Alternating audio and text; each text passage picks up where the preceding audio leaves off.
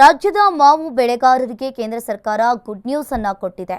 ಇಲ್ಲಿ ಮಾಜಿ ಪ್ರಧಾನಿ ಹಾಗೂ ರಾಜ್ಯಸಭೆ ಸದಸ್ಯರಾದ ಎಚ್.ಡಿ. ದೇವೇಗೌಡರ ಮನವಿಗೆ ಸ್ಪಂದಿಸಿದ ಕೇಂದ್ರ ಸರ್ಕಾರ ಪ್ರತಿ ಕ್ವಿಂಟಾಲ್ ಮಾವಿಗೆ ₹1,616 ಬೆಂಬಲ ಬೆಲೆ ಘೋಷಿಸಿದೆ. ಕೇಂದ್ರ ಆದೇಶದಿಂದ 2.50 ಲಕ್ಷ ರೈತರಿಗೆ ಅನುಕೂಲವಾಗಲಿದೆ. ಬೆಂಬಲ ಬೆಲೆ ನೀಡುವಂತೆ ದೇವೇಗೌಡರು ಕೇಂದ್ರ ಕೃಷಿ ಸಚಿವ ಶಿವರಾಜ್ ಸಿಂಗ್ ಚೌಹಾಣ್ ಅವರಿಗೆ ಪತ್ರವನ್ನ ಬರೆದಿದ್ರು.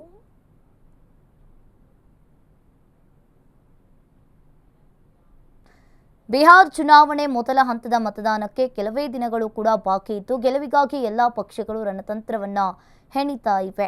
ಇದೀಗ ಆರ್ಜೆಡಿ ನಾಯಕ ತೇಜಸ್ವಿ ಯಾದವ್ ಅಲ್ಪಸಂಖ್ಯಾತ ಅಸ್ತ್ರವನ್ನ ಬಳಸಿದ್ದಾರೆ. ಮಹಾ ಮೈತ್ರಿಕೂಟ ಅಧಿಕಾರಕ್ಕೆ ಬಂದರೆ ಮುಸ್ಲಿಂ ಸಮುದಾಯಕ್ಕೆ ಡಿಸಿಎಂ ಸ್ಥಾನ ಕೊಡ್ತೀವಿ ಅಂತ ಹೇಳಿದ್ದಾರೆ.